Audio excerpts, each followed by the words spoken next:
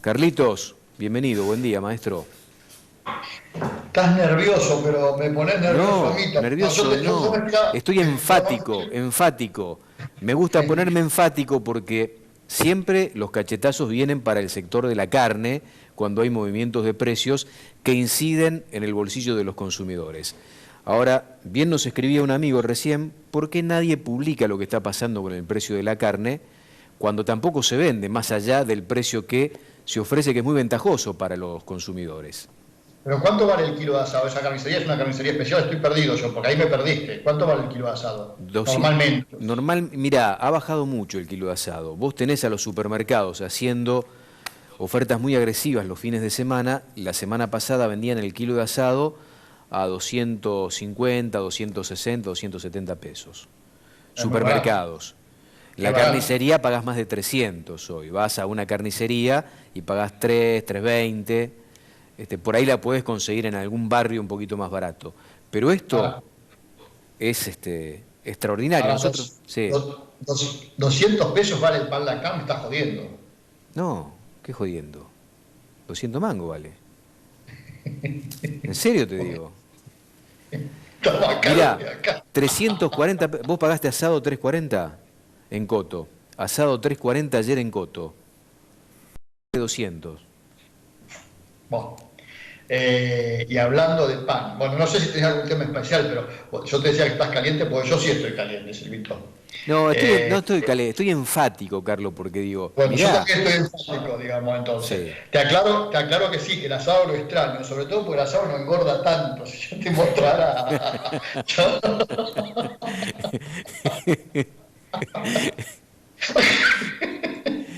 Mirá, te voy a contar una pequeña anécdota que acaba de ocurrir. Yo recién estuve haciendo unas presentaciones para los programas de fin de semana y pretendía hacerlas de cuerpo entero. Sí. Después me di cuenta que era imposible.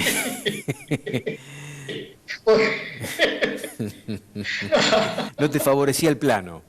No me favorecía el plano acá. El equipo técnico que tengo acá no encontraba la vuelta para Mirá, mostrar. me llama Juan Cortiña. Juan Cortiña compra lo mejor del mercado, lo de feedlot más liviano y más caro. La milanesa él la vende 350. Él tiene un par de carnicerías muy importantes donde hemos estado ahí en Malvinas Argentinas. El asado 259. Ahí en José Cepaz, el cacique. Le vamos a Sí, hacer de un todas pedido maneras, a Juan Cortiña para que nos mande. por lo que me contás de los otros precios, sigue estando barato, ¿no? Lo hablábamos Sí. ayer con Luis Bameule, con Nacho Iriarte, y bueno, coincidían todos que está muy barato. Mm. Entre paréntesis, mañana a la noche la gente va a poder ver la charla con Luis Bameule en la edición de Canal Rural. Pero no, yo te decía que estaba mal porque es una situación muy particular la que se está dando en la Argentina con muchas cosas y volvemos a cometer errores muy, muy gruesos, ¿viste? Y a veces también tenemos la culpa a los medios por la forma en que tratamos determinados temas y parece insólito que después de tantas veces de tratarlos se vuelvan a cometer los mismos errores y por gente que debería a esta altura ya haber aprendido que esos errores no hay que cometerlos. Días pasados varios medios importantes de la Argentina se ocupaban del precio del trigo y titulares, grandes titulares diciendo que el precio del trigo había superado a la soja. Lo cual es, vamos a decir, mitad mentira y mitad verdad, si querés. Lo que solían de mencionar esos medios son que la soja tiene un descuento no menor al 33% de derechos de exportación. Ujú. El trigo tiene 12% y la harina de trigo tiene 7% de derecho de exportación. Ujú. Con lo cual, lo que te quiero señalar es que si no hubiera derechos de exportación, la soja valdría más de $300 todavía en la Argentina y el trigo valdría un poquito más de lo que vale ahora, 215, $220, porque es cierto que hoy se está pagando un sobreprecio. Pero no es cierto, a ver, no es cierto que en términos normales la soja vale menos que el trigo, porque tiene un impuesto adentro mucho más alto un producto que el otro. ¿Está claro esto? Pero a partir de esta, Es la distorsión que propone Argentina claro, a su pero mercado entonces interno. a partir de esta mala información, si querés por llamarlo de alguna manera, se agarran un montón de personajes que intervienen en la cadena, incluso funcionarios del gobierno, y hoy leo declaraciones de la Federación Argentina de la Industria del Pan y Afines, de la Asociación de Industriales Panaderos de Rosario, agarrándose de este dato para decir, ven, nos está pasando lo mismo que en el 2013, el gobierno tiene que actuar, el gobierno tiene que garantizarnos que no nos va a faltar la harina. No, señores, a ver, no es el mismo problema que en el 2013, primero. En el 2013 tuvimos una mala cosecha de trigo por las políticas que se venían aplicando, porque Moreno administró todo mal, en ese sentido respecto del trigo, se equivocó cuando abrió, se equivocó cuando cerró, se equivocó siempre, y llegamos a ese desastre del 2013, donde tampoco hubo necesidad de importar, pero había un gobierno interviniendo mal en el mercado. Y hoy hay trigo suficiente. El problema que tienen es que los precios están controlados, congelados o como quieran llamarle, y entonces no se puede pagar por el producto lo que habría que pagar. Pero de ninguna manera hay una especulación, como están diciendo de parte de los productores, y que por eso el gobierno tiene que intervenir, estos señores de las panaderías. Les molestó a los señores de las panaderías, yo me di cuenta, el informe que hizo FADA días pasados, en donde otra vez se vuelve a demostrar que el precio del trigo es ínfima la participación que tiene en el precio del pan, no llega al 11%, algo así, 11,5%. Y la mayor participación está en la panadería, pero nadie les dice en ese argumento que se están quedando con una parte que no les corresponde, simplemente que el costo de la panadería en la fabricación del pan es el costo más alto por la cantidad de servicios, impuestos, mano de obra que tiene la panadería. ¿Está claro? Pero, a ver, si tienen el pan a precio congelado por el gobierno, lo que tienen que pedir es que se los descongele, en todo caso. Lo que no pueden pedir es que se prohíba exportar trigo.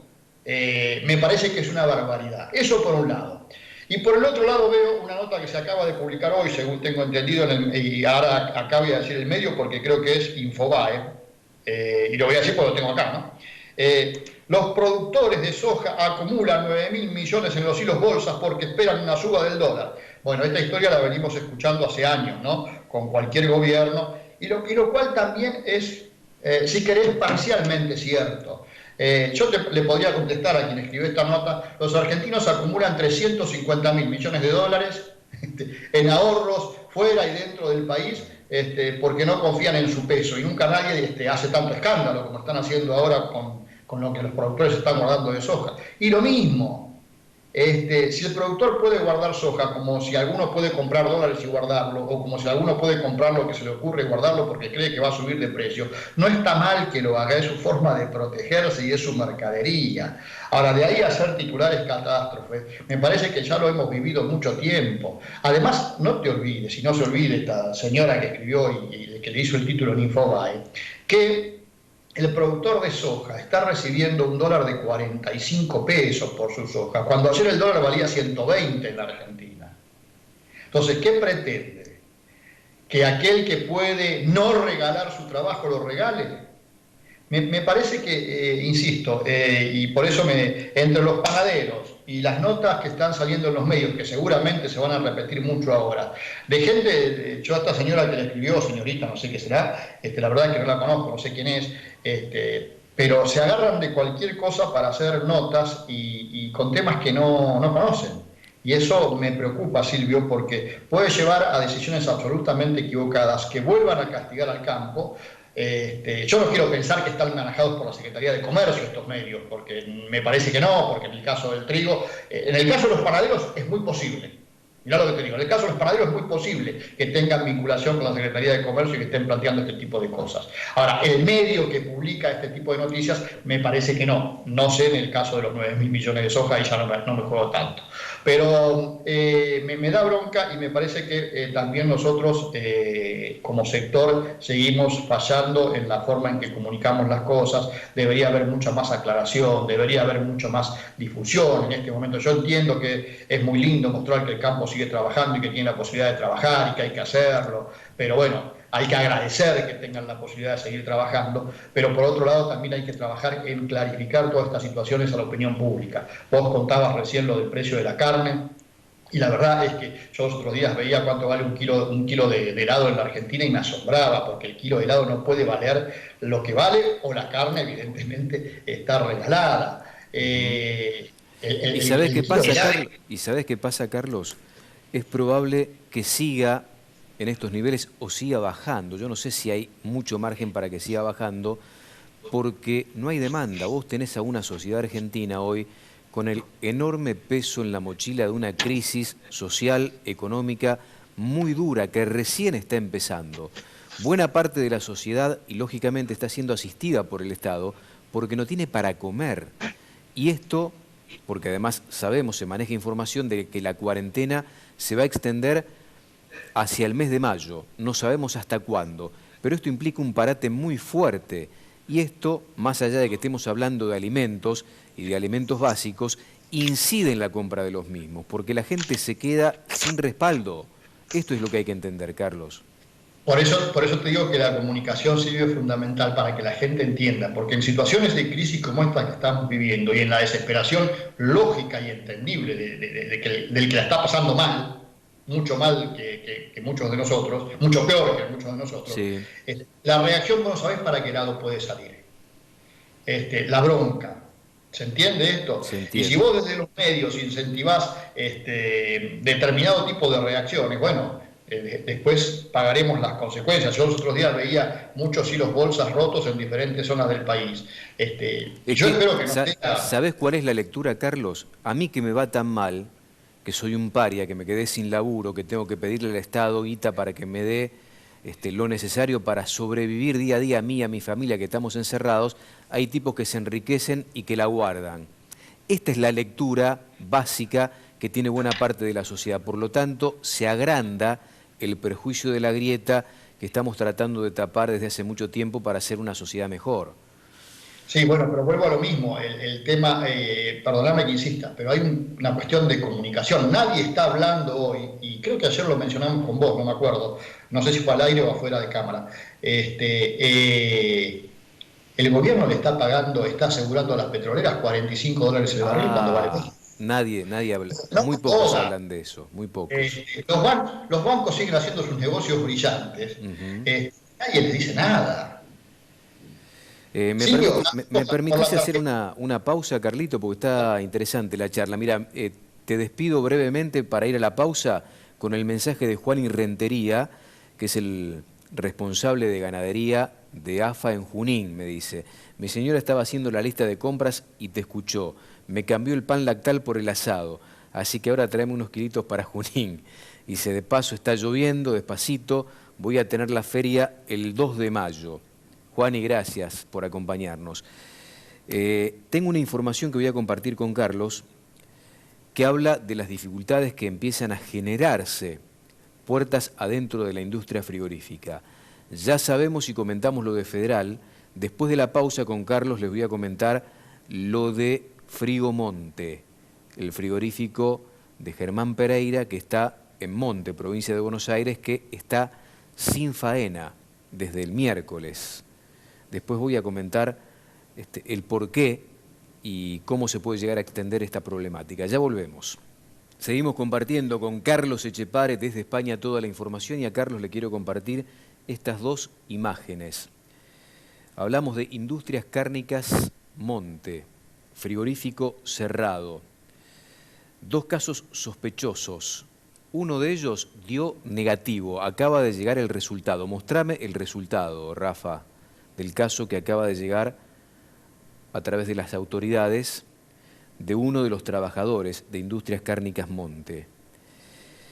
Decidieron cesar urgente la actividad por esto. Ayer llegó el resultado del primer hisopado y dio negativo, hoy tendremos los resultados del segundo, pero la realidad es muy triste.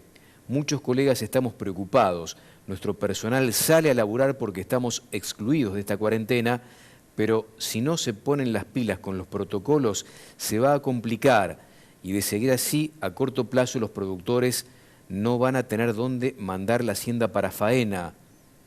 Ya hay muchos frigoríficos cerrados en los Estados Unidos, deberíamos aprender de algunas de estas lecciones, dice Germán Pereira, de Industrias Cárnicas Monte, que tiene su establecimiento cerrado, un caso dio negativo, está confirmado esto y esperan por el otro resultado. Carlos, seguimos, bueno, es impresionante la cantidad de mensajes en estos últimos minutos. Te seguimos escuchando, con mucha atención. ¿Vos me recibís? No me escucha, Carlos. No me está escuchando. Ahora sí, ahora te estoy escuchando. Sí. ¿Me estás escuchando? Perfecto ahora, Carlitos. Ahora sí te estaba escuchando. No, fui yo, metí la mano en algo que no tenía que meter. Pero no te escuché nada de lo que... te escuché lo que contabas de los frigoríficos y ahí acá se ve que le infectó el coronavirus a la máquina. Sí, no, digo, hay mucha preocupación y además en una industria que concentra por práctica habitual mucha gente, mucho personal. Se están tratando de llevar adelante con mucho cuidado los protocolos, pero es una industria que se caracteriza por la gran cantidad de gente que opera en ella, ¿no? Sí, de eso hablábamos y seguramente mañana noche lo van a poder ver en la edición de Canal Rural con Luis Bameule, y él me comentaba que sí, efectivamente, pero en todos los países del mundo los frigoríficos están pasando por el mismo problema. Sí. Es decir, la cantidad de gente que trabaja hace que el riesgo sea grande, ¿no? Esperemos que en la Argentina la cosa se controle a tiempo. Me da la sensación, no lo sé, porque las cifras, te imaginas, si se cuestionan las cifras de todos lados, así que también que se cuestionen las cifras de Argentina no es extraño. Acá empieza a tranquilizarse un poco el panorama y da la sensación, si bien está prorrogada la cuarentena hasta el 10 de mayo, y estamos en el día 45 o 46, ya me perdí, pero da la sensación que después del 10 de mayo empezaría a ablandarse un poco, si bien ya este domingo van a dejar salir a los chicos y demás, pero todo muy acotado, ¿no? Todo muy acotado todavía porque la cantidad de muertos sigue siendo importante. El otro tema es que ayer, ¿te acordás? Yo te contaba que se empezaba a reunir la Unión Europea para ver cuántos fondos va a destinar a lo que viene después, y ayer, bueno, se puso... El primer acuerdo es que hay una base de 1 billón de euros para 1 billón, ¿no? Es decir, se entiende, 2 veces 500.000 millones. Es tan grande que no se entiende, suena muchísimo. Suena a mucho. Sí. Suena mucho. Sobre esa base van a tener que trabajar, pero lo que no se ponen de acuerdo es de dónde lo van a sacar.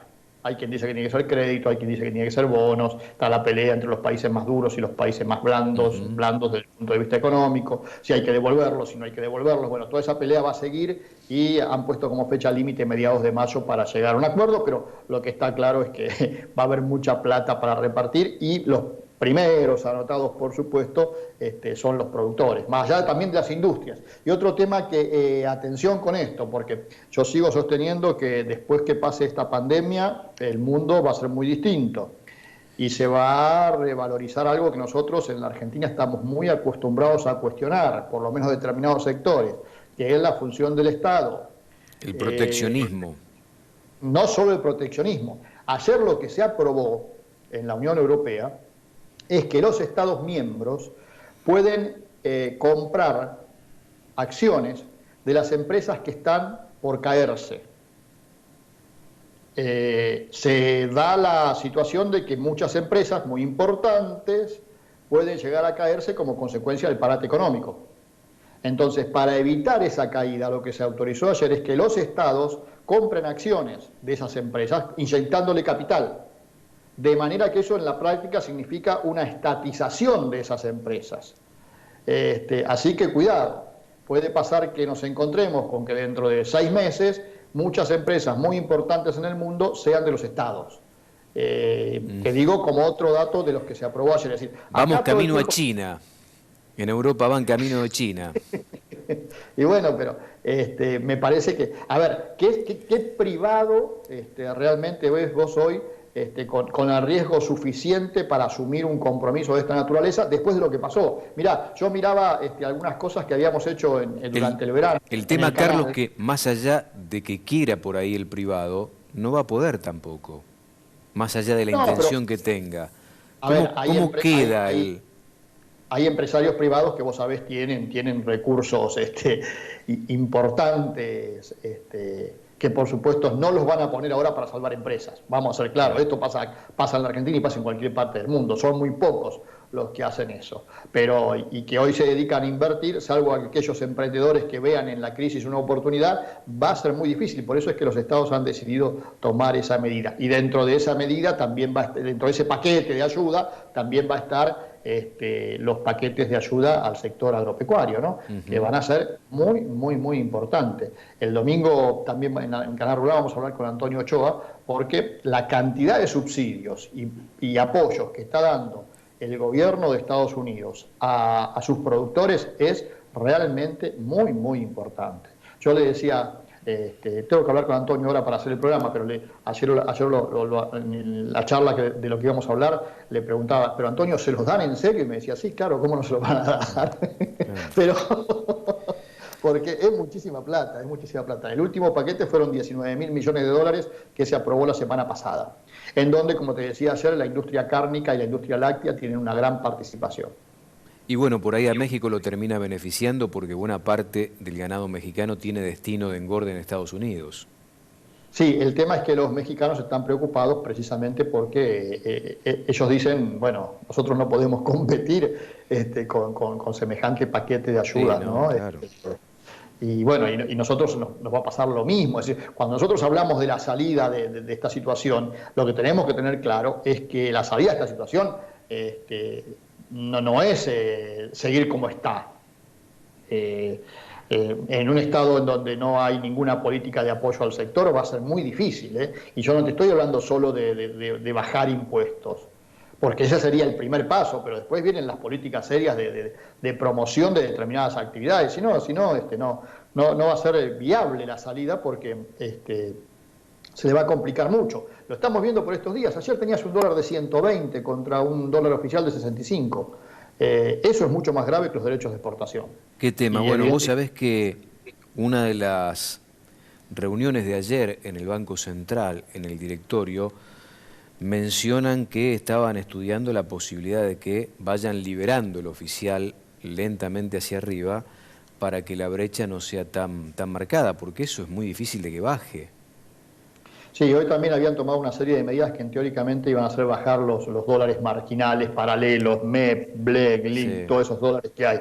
Pero me parece que son parche sobre parche. Es decir, yo no veo realmente, lamentablemente, ¿no? Por lo que hablo, por lo que escucho con la gente de alguna gente del gobierno que todavía me habla, no veo un plan, no veo que haya plan. Más allá de la propuesta a los acreedores, no hay ninguna alternativa en desarrollo hacia adelante para ver qué es lo que se hace con la economía argentina en un contexto totalmente extraordinario, totalmente fuera de lo común. Nunca habíamos vivido esto, pero daría la impresión de que algunos mencionaron la posibilidad de armar un consejo como se armó con el tema del coronavirus de profesionales científicos para ver cómo se trata la pandemia.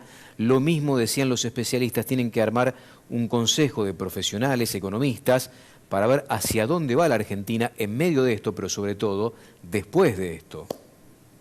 Sí, yo ahí vi que había una propuesta de esa naturaleza. Yo lo que creo que hay que hacerla sectorial, Silvio, porque si vos podés ser un economista manejar los temas del campo, también está visto que los economistas de temas del campo, no digo todos, hay algunos que son especializados en campo, pero si mezclados todos no alcanza. Bueno, pero habrá que llevar a los actores fundamentales de las distintas cadenas productivas para que aporten lo suyo, porque si vos no involucrás en las decisiones que tenés que tomar desde lo económico a aquellos actores productivos, estás en problemas.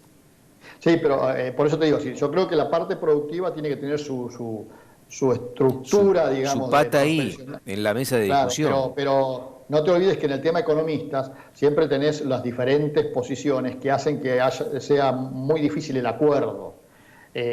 Porque ¿a qué economistas vas a llevar? ¿Entendés lo que te digo? Es decir, ¿para qué conciliar? ¿A los economistas afines a Kicillof, por decirte un nombre, o a los economistas afines a Milei, para ponerte otro ejemplo de la otra punta? La otra vereda.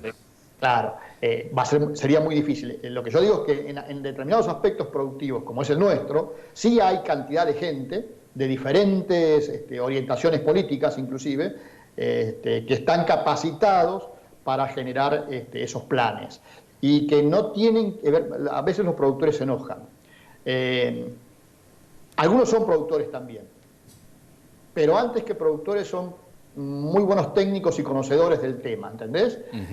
O muy buenos empresarios, que no es fácil conseguir, que no piensan en su negocio, sino que piensan, porque están más allá del bien y del mal a esta altura, piensan en el conjunto. Y a eso es a los que habría que convocar. Y en nuestro sector hay muchísimos, en cada uno de los rubros. Y no hace falta juntar a 100. Podés juntar a 10 o 15 y con eso te sobra. Y los planes van a salir enseguida. Ahora que después la decisión política corresponde a la política, ¿no? Y ahí veo que hay un desastre, como, bueno, nada nuevo, ¿no? Nada nuevo. No lo paró ni el coronavirus. Acá, por ejemplo, el coronavirus paró un poquito eso, la pelea política, pero ahora que parece que el coronavirus está controlándose, vuelve la pelea política y vuelve a hacer lo mismo de siempre, ¿no? Entonces la gente, ahí es donde se empieza a poner nerviosa, porque dice, estos tipos al final no nos dan ninguna solución, siempre están en la misma. Se pausaron 15, 20 días y ahora como ven que la cosa se está mejorando desde el punto de vista sanitario, empiezan otra vez las mismas peleas, las mismas cosas que tienen que ver con las nimiedades de cada uno, de la política de cada uno, ¿no? Carlos, ¿qué es lo que vamos a ver este fin de semana? ¿Qué es lo que nos vas a traer a la pantalla? Mirá, mañana algo de sábado, Luis Bameule? Luis Bameule, porque creo que vale la pena escucharlo, y el domingo Antonio Ochoa desde Chicago, con todo lo que para charlar de lo que pasa con los mercados de granos, por supuesto, pero fundamentalmente quiero hablar con Antonio de todo lo que tiene que ver con las políticas proteccionistas, cómo las está viendo él, qué va a pasar con Trump en Estados Unidos, porque no te olvides que Trump este año tiene elecciones. Sí. Y esto del coronavirus le está complicando, pero claro, hay un sector que es el campo que lo sostiene desde antes y lo va a seguir sosteniendo desde ahora porque le está inyectando montones de fondos seguramente. ¿Qué está pasando en China con la visión que tiene Estados Unidos de China y la visión que tiene Antonio, que vos sabés que es un gran operador? ¿Qué está pasando en China y cómo está viendo él el resto del mundo? Y cómo va a quedar, según su criterio, lo que viene después. Y si hay alguna posibilidad de que haya algún tipo de negocio para los productores argentinos. Ayer veíamos una posibilidad con Salvador Di Stéfano, que está en la web de Rural, que también la pueden ver. Tenés que ingeniártelas para sobrevivir, o para no caerte en este momento. Me parece que el campo tiene una posibilidad. Es decir, respecto a otros sectores, no vamos a negar que el campo está mejor en esa situación. Pero no todos los productores son iguales, no todas las zonas son iguales. Y bueno, hay que trabajar mucho para seguir protegiendo el negocio, ¿no? No solo proteger el negocio es embolsar la soja. Hay muchas más alternativas que creo que hay que investigarlas y tenerlas en claro, porque si no te vas a encontrar con que embolsar la soja hasta te puede resultar un mal negocio. Bueno, veremos todo eso con mucha atención, Carlos. Te mando un fuerte abrazo, que tengas un buen fin de semana. Saludos para Susana. Gracias, Silvito. Igualmente, saludos a la familia y a todos. Y perdón, el señor está todavía, ¿no? Está y está participando cada vez más. Tenemos un ciclo de entrevistas que hace vía digital, así que las compartimos a diario y es un placer. ¿Qué cosa? Compartir todo este ciclo de entrevistas que nos está entregando diariamente Alfredito, sí. Pero no me manda más mensajes últimamente, no nos está mirando. Yo creo que sí, nos debe estar mirando. No debe tener mucho más que mirarnos a esta hora de la mañana, él desde la casa, ¿eh? Lo que pasa es que yo te digo, a determinadas edades, yo soy mucho más joven que él, pero a determinadas edades de toda la cuarentena te hace mal porque te cambia los horarios. Te cambia los hábitos también. Claro, te levantás a las 10 de la mañana, te acostás a las 3. Sí. Ese no es el caso, porque yo lo pulso a la mañana cuando ya salgo para acá y él ya está ahí al pie del cañón. Sabés a veces que yo me despierto solo y después me vuelvo a dormir. Chao, Silvito, hasta el lunes. Abrazo grande, gracias, Carlos. Pausa breve, muy breve. Tenemos Mercado Visión hasta las 10. Ya regresamos.